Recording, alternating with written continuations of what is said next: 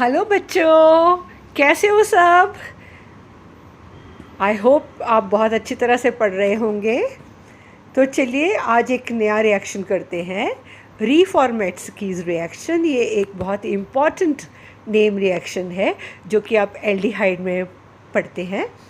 तो इसका मैकेनिज़्म बच्चों को थोड़ा सा मुश्किल लगता है, तो चलिए इसको आज थोड़ा सा इजी बनाते हैं। So this basically Reformatsky reaction is reaction between aldehyde or ketones and alpha bromoester in the presence of zinc metal and dry ether to give rise to beta hydroxy esters.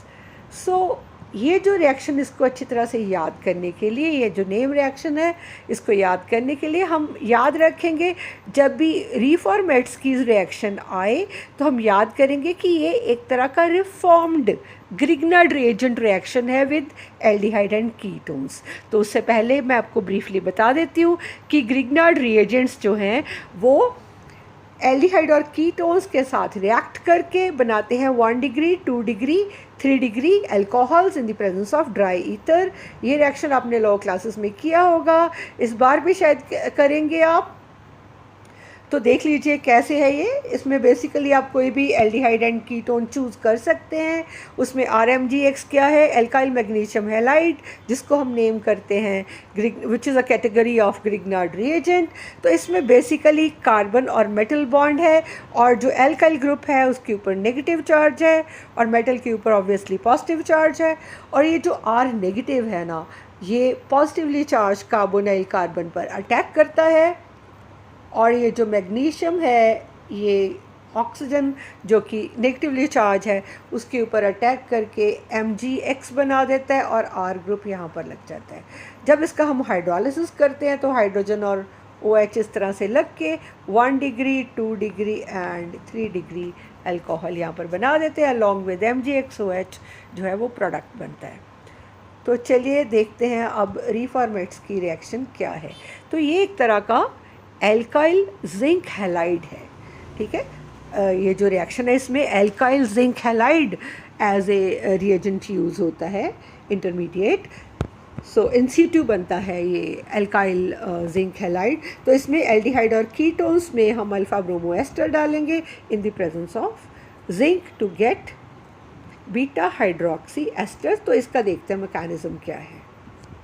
तो इसका mechanism के लिए फिर से हम लिखेंगे aldehyde and ketone plus zinc और plus alpha bromo ester in the presence of ether as a solvent. तो जिंक सबसे पहले क्या करेगा, ये जो आप इस सब को क्या मान लोगे, एल्काइल ग्रुप और ये halogen. So this is a kind of alkyl halide. तो ये जिंक है ना, सबसे पहले इसके बीच में लग जाएगा। जैसे RMgX बनता है ना, RX में Mg डालने से, तो उसी तरह से जिंक को इसमें डालने से तो जिंक यहाँ पर कार्बन और हेलोजन के बीच में लग जाएगा। ओके, तो ये बना लेगा RZnBr। It will be just like RMg और X, ठीक है। तो क्या होगा आपको पता ही है। अब रिमेंबर कि मेटल और कार्बन के बीच में अगर ऐसे बॉन्ड हो यहाँ पर, तो नेगेटिव चार्ज यहाँ पर आएगा, पॉजिटिव चार्ज यहाँ पर आएगा। तो यहाँ पर है नेगेटिव चार्ज, यहाँ पर है पॉजिटिव चार्ज।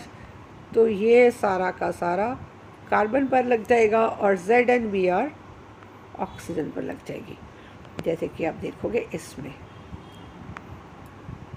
यहाँ पर Zn लग गई, यहाँ पर ये पूरा का पूरा R ग्रुप जो है ना अल्फा ब्रोमो एस्टर के साथ, वो यहाँ पर लग जाएगा। तो ये इंटरमीडिएट प्रोडक्ट बन जाएगा,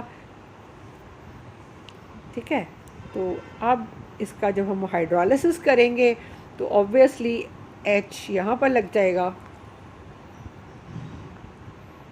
और OH जिंक के साथ लग जाएगा। वहाँ पर MgOH Br बनता है, यहाँ पर ZnOH Br बनेगा। So this reaction is a very simple one, formation of beta hydroxy ester. Why do we call it as beta hydroxy ester? Because alpha beta positions कैसे नंबर करते हैं आपको पता ही है।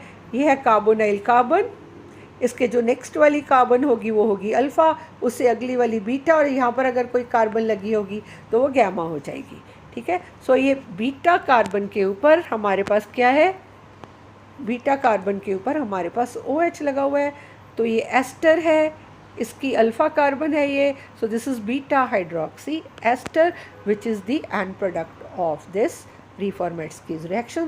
So I hope this reaction is very easy for you to understand, so you will remember it nicely. So still if you have any doubts you can ask me. So मिलते हैं अगले name reaction में. So stay connected, see you soon.